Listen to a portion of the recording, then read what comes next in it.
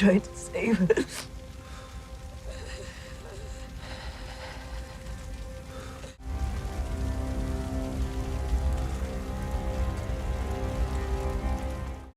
Ding dong, that bitch is gone.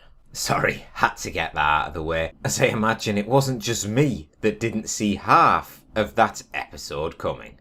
And I'll start with Eleanor because without question by this time she had overstayed her welcome, but there was not a chance I would have predicted her to go out the way she did. I had expected her to meet her end in one of the final 2 episodes of the season or something, but after one of the Spanish men who attacked the estate was left alive, he caused an immeasurable amount of damage. Flint and a few of the other men had ran off to catch some of the fleeing scouts, which meant only a couple of guards remained to protect both Maddie and Eleanor. I initially wondered how the hell this Spanish troop was able to be so stealthy after probably being badly wounded, but I went back and rewatched it. The Spaniard was only clouted over the head, with this particular Englishman responsible for not finishing the job.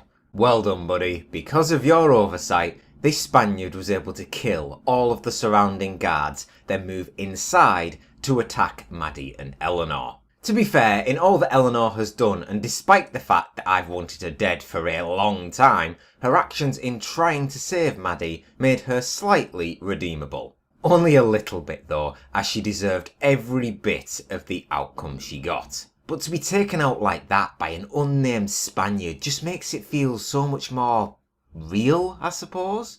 We didn't have Jack kill her for what she did to Charles. We certainly didn't have Blackbeard kill her. So who out of the people who are left would have been the most deserving to end her life? Jack was probably the one who earned it the most, but it was getting to the point where her actions really needed to be accounted for. And I know there are a lot of you out there who were eager to say the least to see Eleanor's end.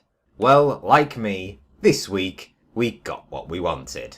Oh, and Woods, you messed up big time, mate. I think he began to realise the error of his choice as Nassau was being pummeled from every possible angle. He sailed to Havana to enlist the aid of the Spanish fleet last week, and the pirates were vastly outnumbered as the supremely larger force alongside Rogers was able to take Nassau Beach with practically no resistance. I think he was beginning to have regrets when he was watching on at the harbour, but when the Spanish told him that his wife wasn't out of the firing line, his realisation of what could happen soon became a stark reality.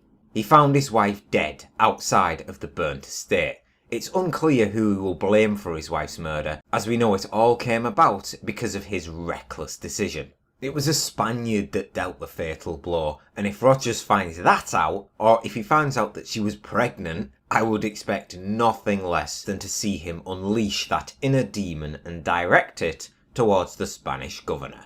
That will be interesting to see. The pirates had no warning of the incoming invasion. They simply were not ready. Silver and Co. only found out about the Spanish after they had taken Nassau town, and by then the pirates were scattered all over the island. He was able to mend the alliance between them and the slaves to some extent, as he offered Billy over to them to answer for his earlier mistake. Billy was left alive as part of that deal, but was left in chains as the Spanish attacked. And it was so cool seeing Silver getting right in the thick of the action. Hans, of course, was there as well this week, but he was very much a peripheral figure to that of the pirate leader. Silver stood firm against the overwhelming odds and was rewarded as Julius led the slaves in giving them a helping hand. After the battle, Flint, now free of his chains, and Silver were able to reunite, as Flint gave Silver the news which you knew he would be dreading. It wasn't Flint's fault for what happened to Maddie. Silver apparently even reaffirmed that to him. But after hearing the news, you can understand why he began to break down and lose all hope in the pirate resistance. But we ended an episode full of loss with something to look forward to. Nassau falling sent shockwaves all across the ocean, as pirates from all over the globe banded together to form one last, final stand. The revolution you promised has begun.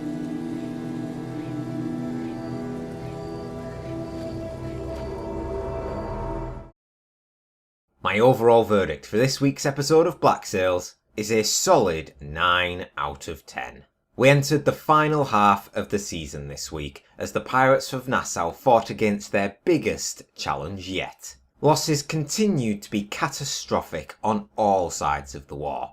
Pirates, English, Spanish, Eleanor and even possibly Maddie, who I'm not totally convinced is actually dead, all met their ends this week. I follow the rule of no body, no guarantees, so I do think it's possible that she could have made it out herself, as like the Spaniard who attacked her, she too was just clocked over the head. Even if I'm wrong, the losses were still huge regardless, and as far as one of the standout moments, I loved seeing Silver sword in hand and fighting the Spanish. And of course, Eleanor dying has to be up there really. Max also faced the wrath of Anne this week, which I'm surprised at Jack for letting her down there in the first place. But good on you Anne, still injured and all, as she shut her off for her earlier betrayal. Max still infuriates me a lot of the time if I'm telling the truth, and I fucking loved it when Jack tore into her briefly towards the end of the episode. Now she wants revenge on Woods, a man whom she says has taken everything from her.